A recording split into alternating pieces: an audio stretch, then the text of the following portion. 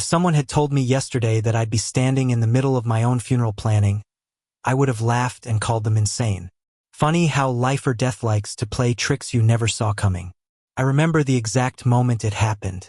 The screech of tires, the sharp scent of burning rubber, the world turning into a blur of red and white. And then nothing, just silence, nothingness. And yet, somehow, the next thing I knew, I was sitting on my bed in a small apartment in Chicago, staring at the ceiling, alive. Alive, with every heartbeat reminding me of all the mistakes, all the regrets, all the moments I had wasted not daring to love. It was a second chance. A cruel, bittersweet, shining second chance. And I knew exactly what I had to do. Evan was waiting for me, though he didn't know it yet.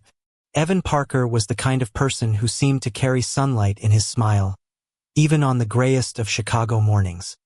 Tall, with hair the color of freshly fallen snow, and eyes that could pierce through every wall I had built around my own heart. He was 24, an omega with a gentle scent that could unravel even the most disciplined alpha. I had always admired him from afar, always wanted him, but I was a coward in my previous life. No more. Not this time. I could still feel the echoes of my past mistakes. How I had watched him laugh with others. How I had let fear silence my feelings. How I had never been brave enough to hold him close. I shook my head, determination flooding every vein. That was over. This life, this rebirth, was mine to rewrite. I left the apartment that morning with a single thought. I would make him notice me, and not just notice, I would make him want me. The first step was seeing him. I knew his schedule, of course. After all, I had been obsessed in my past life. Evan worked at a small indie bookstore downtown, the kind with creaky wooden floors and the comforting scent of old paper and coffee. As I pushed the glass door open, a small bell jingled above me, and there he was, perched on a ladder, reaching for the top shelf, completely unaware of my presence. I swallowed the lump in my throat and tried to appear casual. "Hey," I said, voice steady despite my racing heart. He turned, startled, and for a moment his eyes widened. Recognition? Or maybe surprise, it was impossible to tell. But then a small smile curved his lips. "Hey," he replied, voice soft, like the sound of wind through leaves. "I didn't expect to see you here." I grinned, forcing myself to keep the charm natural. "I could say the same about you." He laughed lightly, the kind of sound that made your chest ache in a good way, and climbed down the ladder. His sweater fell loosely around his frame, and I couldn't help but notice the subtle scent of lavender that clung to him, making my pulse spike. We talked, of course, about the weather, about the bookstore, about nothing and everything all at once. And as we spoke, I realized just how much I had missed this, the warmth of his presence, the effortless ease of his laughter, the small ways his hands brushed against mine. Leaving sparks I was determined not to ignore this time.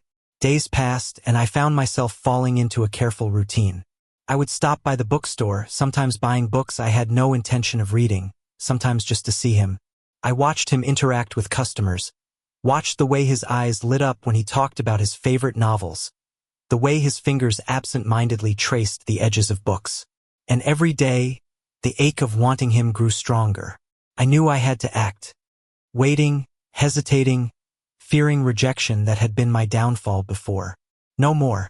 The opportunity came unexpectedly. It was a rainy Thursday, the kind that made the city glisten like a slick jewel. Evan was closing up the store, and I had volunteered to help, offering to carry boxes to his car. He looked at me with that familiar mixture of surprise and amusement. "You're really committed, huh?" "Something like that," I replied, trying to sound casual, but my heartbeat was loud enough that I feared he could hear it. The rain was falling harder now, drumming against the metal awning of the parking lot. I glanced at him, and something in his expression made me take a deep breath. This was it. My moment. "Evan," I said, voice low, carrying just enough gravity to make him pause. "There's something I need to tell you." He tilted his head, curiosity flickering in his amber eyes. "Okay, what is it?" I stepped closer, closing the gap between us, ignoring the rain soaking my hair and jacket. "I'm tired of waiting, tired of pretending I don't feel the way I do." I want you. I've wanted you for a long time, longer than I care to admit. And this time, I'm not holding back. His eyes widened, and for a moment, I feared I had misjudged him, that my confession would shatter the fragile connection we had rebuilt. But then, slowly, a smile spread across his face, a small, incredulous, beautiful smile. You really mean that? His voice was barely above a whisper, yet it hit me like a hammer. I do. I reached out, hesitated for the briefest moment, and then gently took his hand in mine. His skin was warm, softer than I had remembered, and my chest tightened at the contact. I know I messed up before. I know I hurt you by not being brave enough. But I'm here now, Evan. I'm here, and I'm not going anywhere. For a moment, there was only silence, the rain creating a private cocoon around us. Then he laughed softly, a sound that made my knees weak, and squeezed my hand back. I'm glad you're here, he said. I've always liked you too, just never thought you felt the same. I felt a rush of relief and joy so intense it made my head spin. Good, I said, grinning despite the soaking rain, because I plan to show you every day from now on. He rolled his eyes playfully, but the blush on his cheeks betrayed him. Bold, he muttered. Someone has to be, I replied, and I'm done being afraid. That night, we stayed under the awning, hands intertwined, talking about everything and nothing until the rain stopped and the city lights reflected off the wet streets. For the first time, I didn't feel the weight of past regrets. For the first time, I felt alive in a way that was real and beautiful. Evan leaned his head on my shoulder, and I rested my cheek against his hair, breathing in that soft, intoxicating scent. He murmured, I think this is the start of something. Good. It's the start of everything, I whispered back. The weeks that followed were a delicate dance of closeness and discovery. We navigated the complexities of our dynamic, an alpha reborn with the determination to protect and cherish. Him, an omega with a gentle heart that trusted slowly but deeply. We learned each other's rhythms, the little quirks that made our bond stronger. The way he always tapped his fingers when he was nervous, the way he hummed softly while reading, the way his scent seemed to change when he was near me, drawing me in. Our moments of intimacy were tender at first, a brush of fingers, a lingering gaze, the comfort of shared warmth in quiet rooms. But with each passing day, the connection deepened, evolving into something neither of us could deny. I learned to sense his moods, to anticipate his needs, and he began to let me in completely, trusting me with the vulnerabilities he had kept hidden from the world. One evening, as we lay side by side on my small couch, the city lights flickering through the blinds, Evan turned to me, eyes shining.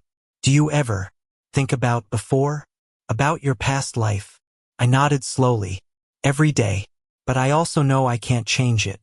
I can only make this life count, make us count. He smiled softly, resting his forehead against mine. Then let's make it count together. And in that moment, as the hum of the city surrounded us, I realized that rebirth wasn't just a chance to live again. It was a chance to love fully, without fear, without hesitation. A chance to be the person I had always wanted to before him. For us, the path ahead wasn't without challenges. Our Omegaverse world still held prejudices, expectations, and obstacles. But with Evan by my side, I felt unstoppable. The past was gone, the future was uncertain, but the present, this moment, was ours, and it was perfect. Even in a city that never slept, even in a life full of unknowns, I had found my anchor. I had found him, and for the first time I understood what it truly meant to live, to love, and to be reborn. The weeks that followed became a whirlwind of firsts and daring discoveries. Evan and I explored Chicago in ways I had never experienced before. Rain-soaked streets that glittered under neon lights, quiet corners of bookstores we claimed as our own, late-night diner visits where we shared fries and secrets alike. Each moment deepened our connection, the intimacy of our bond growing as naturally as breathing. Yet, life was never entirely free of complications. Being an alpha reborn carried weight, expectations of dominance, societal pressures, whispers about alphas and omegas in the wrong dynamic. And Evan, as gentle and trusting as he was, carried his own insecurities. He had been hurt before, wary of attachments, unsure of the permanence of feelings in a world that often judged too harshly. One evening, as we walked along the riverfront, the water reflecting the last glimmers of sunset, Evan stopped abruptly. He turned to me, his amber eyes shadowed with uncertainty. "Do you think you can really handle me?" he asked quietly, almost hesitantly. "I mean, I'm not easy, not always predictable." And I cut him off gently, placing my hands on his shoulders. "Stop," I said firmly, though my voice held all the tenderness I could muster. "I don't care about easy or predictable. Care about you. All of you. The good, the complicated, the messy. I've already made my choice, Evan. I choose you every single day." His eyes glistened, and for a heartbeat, the world narrowed to just us. Then, slowly, he smiled a soft, vulnerable, radiant smile that melted away any lingering doubt. We kissed there, under the open sky, the wind tugging at our hair, the river whispering along the banks. It was a kiss that was tender and fierce all at once, the kind that told us both that we had chosen correctly, that we had survived the shadows of our pasts to reach this fragile, beautiful light. The days turned into weeks and weeks into months. Evan became mine in ways that felt utterly natural and easy closeness, a private language of glances and touches, a constant reassurance that we belonged together. We didn't rush. We didn't force passion. We let it unfold, like a delicate flower blooming under the warmth of care and devotion. One rainy afternoon, Evan came to my apartment carrying a stack of books, his hair damp and clinging to his forehead. He smiled sheepishly, holding out a small, leather-bound notebook. I thought you might like this," he said, his voice barely above the patter of rain on the windows. "It's a journal. For us. For everything we're building together." My chest tightened. I took it from him, fingers brushing his, and felt the warmth that always seemed to radiate from him. "Evan, this is perfect," I whispered. "Thank you." He leaned against me, and I wrapped an arm around his shoulders. "You know," he murmured, "I never thought someone like you could really want someone like me. But here you are." I laughed softly, pressing my lips to the top of his head. "I've wanted you since the day I first saw you," I admitted. "And I'm not going anywhere." Our relationship wasn't without challenges. Evan's omega instincts occasionally surged, leaving him vulnerable in ways that demanded patience and understanding. And I, as an alpha, had to learn control not just for the sake of him, but for us. We navigated it together, slowly, carefully, building trust that could withstand anything. One night, lying in bed together, Evan turned to me, his amber eyes luminous in the dim light. "Do you think we're really happy?" I pulled him close, feeling the steady rhythm of his heartbeat against my chest. "Yes," I said firmly. "I've never been happier. We fought for this, Evan. Every day we choose each other, and that's happiness." He sighed softly, nuzzling into me. I think I'm falling completely for you." I smiled, pressing a gentle kiss to his temple. "Good. Because I've already fallen, and I'm not getting up." The turning point came when I suggested a weekend getaway, a small cabin upstate, away from the city lights and noise. We packed lightly, bringing books, blankets, and enough food to make a feast of simple meals. The drive was long, but we spent it talking, laughing, sharing memories and secrets, the air between us charged with an intimacy that was electric and tender at the same time. Arriving at the cabin, Evan stepped out of the car, looking around at the dense pine forest, the lake glimmering under the evening sun. He turned to me, eyes wide with wonder. "It's beautiful," he breathed. I smiled, taking his hand. "Not as beautiful as this moment," I whispered, pulling him close. Inside the cabin, we unpacked quietly, our touches lingering, our glances heavy with unspoken promises. That night, as snow began to fall outside, we sat by the fireplace, wrapped in blankets, sharing stories and dreams. Evan's head rested on my shoulder, and I could feel his soft warmth, the rise and fall of his chest, the subtle scent that had always captivated me. "I don't want this to end," he murmured, looking up at me. "I don't want it to ever end." "It won't," I replied, brushing a strand of hair from his face. "We've been given a second chance, Evan. We'll make it last. Together." The snow fell heavier, blanketing the world in white, isolating us in a cocoon of warmth and safety. We talked late into the night, sharing hopes, fears, and quiet confessions, our bond deepening with each word, each touch, each tender gesture. The next morning, I woke to find Evan already awake, sitting on the porch with a cup of coffee in his hands, staring at the lake. I joined him, wrapping my arms around his shoulders from behind, resting my chin on his head. "Morning," I murmured. "Morning," he replied softly, tilting his head back to look at me. His eyes sparkled with affection, a hint of mischief and pure, unguarded love. "You know, I think this is exactly where I'm supposed to be." "So do I," I said, pressing a gentle kiss to his temple. Time in the cabin passed in a golden blur. We hiked in the forests, cooked meals together, and even danced in the living room to songs we sang off-key. Each moment felt perfect, each glance and touch carrying the weight of our past struggles and the promise of our future. One evening, as we watched the sunset from the deck, Evan leaned against me, his head resting on my shoulder. "Do you ever think about what could have happened if you hadn't returned?" I shivered slightly, the question pulling at old regrets. "I think about it," I admitted, "every day. But I don't dwell. I can't. What matters is now what we have now." He turned to me, eyes serious, hands holding mine. "And you're sure? About us? About everything?" I smiled, brushing a thumb over his knuckles. "I've never been more sure of anything in my life." The weeks turned into months, and we returned to Chicago with hearts full and spirits unburdened. Our love, once tentative and cautious, had grown into a bond that was fierce, protective, and tender all at once. We faced challenges, judgmental eyes, societal expectations, moments of doubt, but we faced them together, each obstacle strengthening the invisible thread that bound us. One night, as we lay in bed, the city lights casting patterns on the walls, Evan whispered, "Do you think people like us can really have everything we want?" I turned to him, cupping his face gently. "We already do. We have each other. That's everything."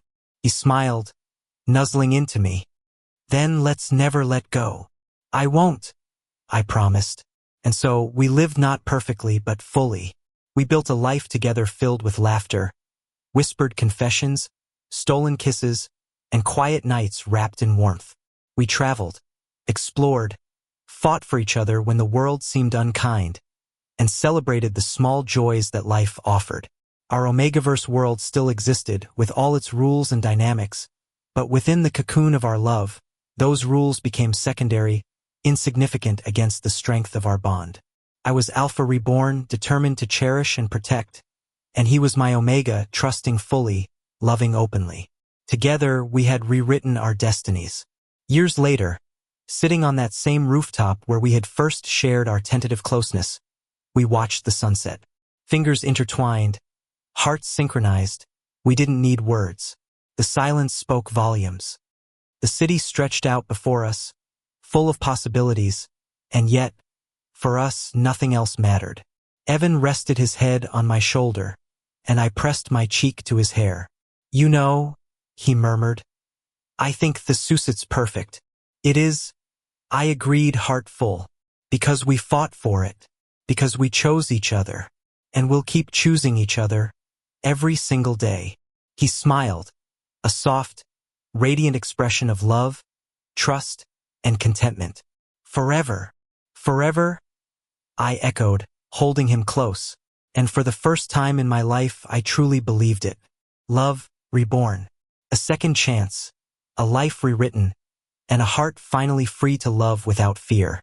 We had lost the past, but we had found each other, and that was more than enough.